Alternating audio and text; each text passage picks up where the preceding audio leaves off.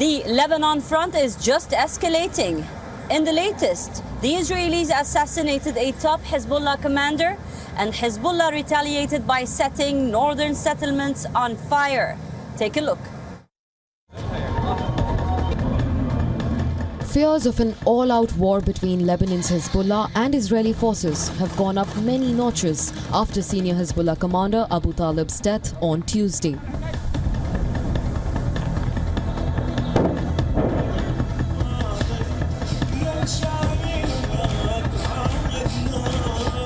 The Lebanese group has vowed to avenge the killing by intensifying attacks on Israel.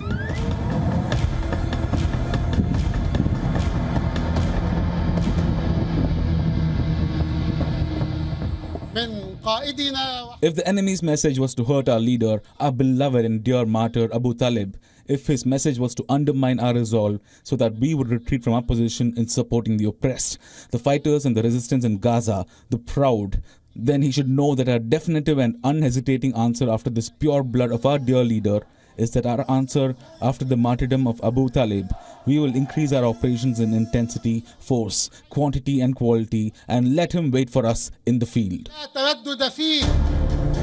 The Israeli army claimed its strikes on the South Lebanon village of Joaya killed 3 Hezbollah members, including Talib. Hezbollah retaliated the very next day, launching its biggest ever attack on Israeli military posts. It rained down scores of rockets on Israel and claimed it struck down Israel's military factory in the north with guided missiles. Israeli forces say Hezbollah fired a barrage of over 50 missiles on its occupied Golan Heights. The Israeli military released a video to show the interception of the missiles from Lebanon. Hezbollah claims it fired over 100 missiles, including its most advanced heavy-duty Birkin missiles, at military positions and bases in northern Israel. The Hezbollah group kept up the attacks on Thursday. It fired over 150 missiles and 30 drones at 15 Israeli military positions. A Hezbollah statement claimed its operation was in support of the steadfast Palestinian people and their courageous and honorable resistance in Gaza, and also as a response to the assassination in Joaya. Israeli media reported injuries to 2 people, while rescue teams battled to put out the fires ignited by Hezbollah rockets. Israel blamed Hezbollah, Iran and the Beirut government for the spiraling violence across the border. Whether through diplomatic efforts or otherwise, Israel will restore security on our northern border. Israel will respond with force to all aggressions by Hezbollah. Lebanon and Hezbollah, under the guidance of Iran, bear full responsibility to the deterioration of the security situation in the north, in full violation of UN Security Council resolutions 1559 and 1701. The US has expressed concern over the worsening situation. US Defense Secretary Lloyd Austin got on an urgent call with his Israeli counterpart to discuss the situation. Pentagon said it does not want to see a wider regional conflict. We never want to see an escalation of tensions in the region.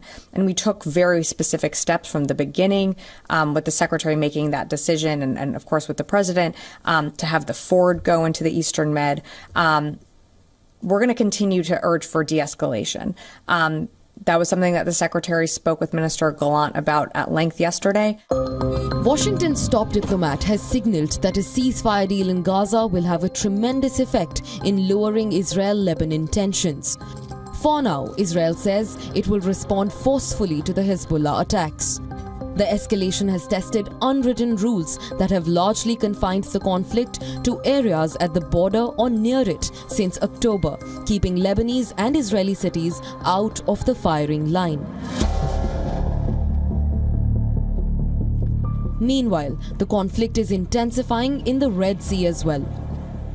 On the 7th of June, Yemen's Houthis unveiled a new, solid-fuel missile that resembles aspects of what Iran displayed earlier.